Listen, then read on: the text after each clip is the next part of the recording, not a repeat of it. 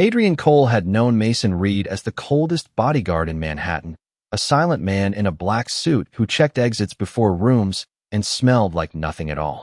Then, during a museum auction, the alarms failed, the security doors began closing, and Mason suddenly smelled like warm vanilla.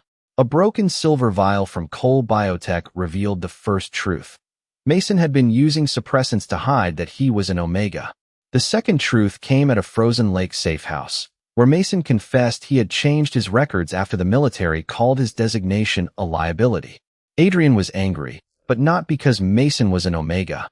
He was angry because someone had tampered with Mason's medication, staged the museum incident, and made Mason believe the dangerous part was being known.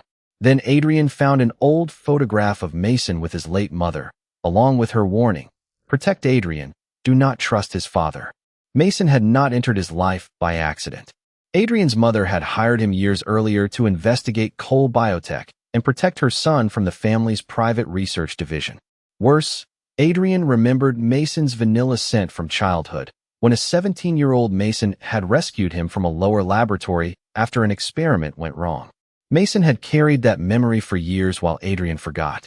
But the real target was still Adrian. His uncle Victor framed Mason as an Omega who had used pheromone compounds to manipulate the Cole air, forcing Mason to surrender himself to save Adrian's position.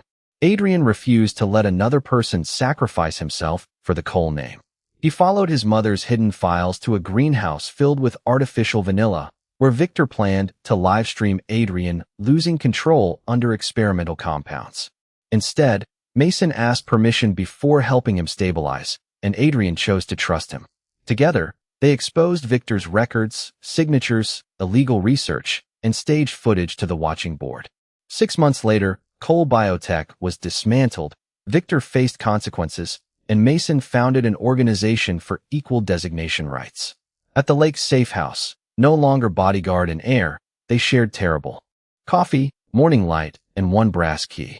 This time, Mason stayed not because he was paid to protect Adrian, but because they had chosen the same home.